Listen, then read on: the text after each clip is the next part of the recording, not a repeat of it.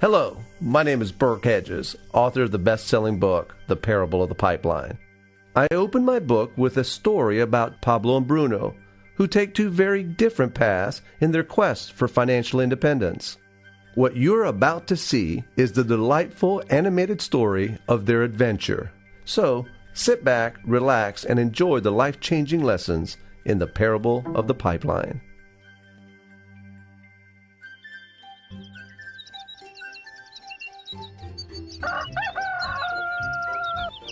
Far away, in a small village, near a beautiful valley, lived two friends, Pablo and Bruno. They were both young and dreamed of a better life for themselves. They'd often discussed their dreams about how they would become the most successful men in the village.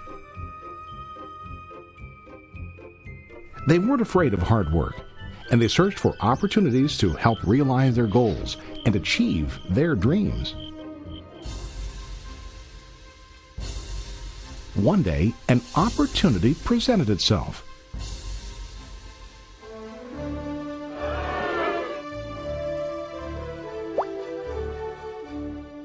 The mayor of the village decided to hire two people to bring water from a spring up on the mountain, across the valley, back down to the village. They were to be paid based on the amount of water delivered to the village. Bruno and Pablo enthusiastically got to work. Every day, from morning till evening, they carried buckets to and from the spring. They worked hard, carrying water to the village. In the evening, they'd return home with their day's wages.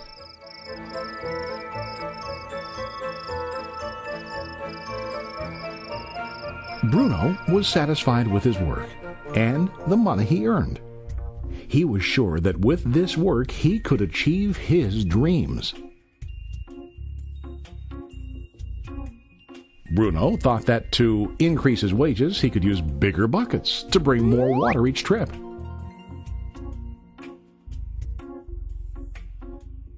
He believed with a larger income he would soon be able to buy a cow and the house that he dreamed about.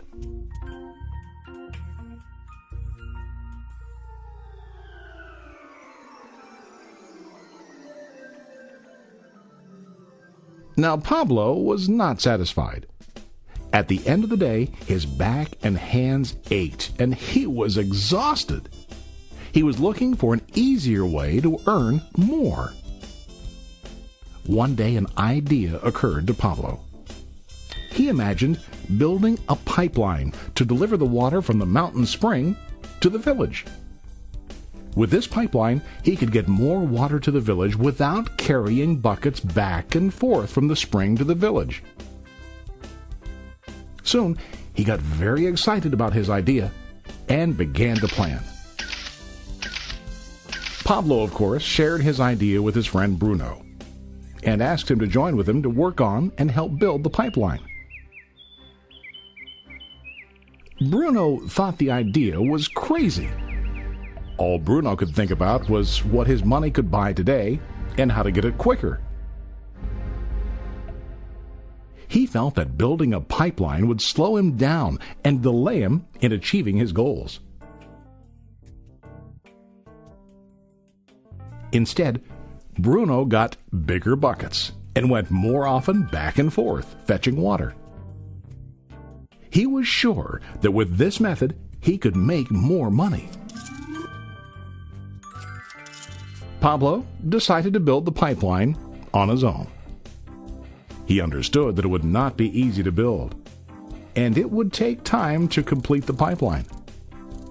Pablo knew that it could take several years to finish, but he set his mind on his goal. Every day he worked and carried water like before. But on weekends and during his spare time, he worked hard to dig in the rocky soil and build his pipeline. In the first month, there was little to show for his work.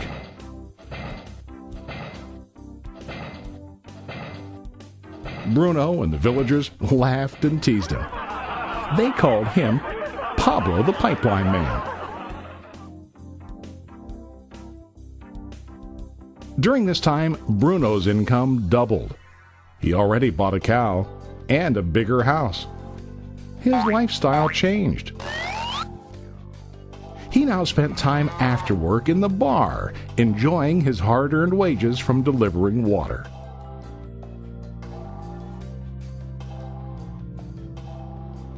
What Bruno didn't realize was that his body was starting to stoop from carrying the heavy buckets every day.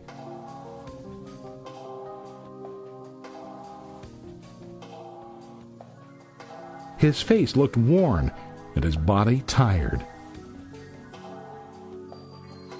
Soon, he began to carry less and less water due to the wear and tear on his body.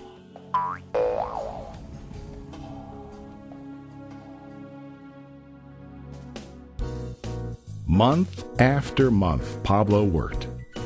Soon a year passed, and then a second year. Finally, Pablo finished his pipeline. He now used his pipeline to deliver water to the village instead of carrying buckets. Pablo was now earning more money than ever before. The water continued flowing to the village, while Pablo wasn't working. While he slept and ate, the water flowed. Pablo was happy and proud of his insight, persistence, and hard work. Now his income flowed as long as the water flowed through his pipeline.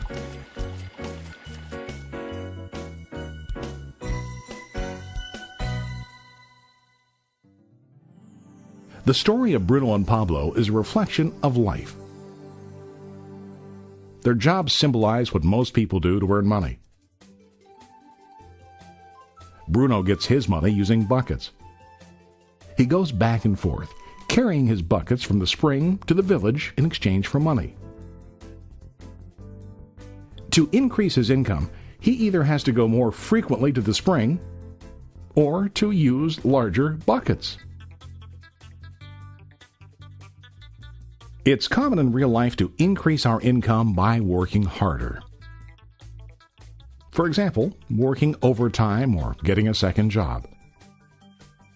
We also increase the size of our buckets by accepting a higher paying position, which often includes spending more time on the job.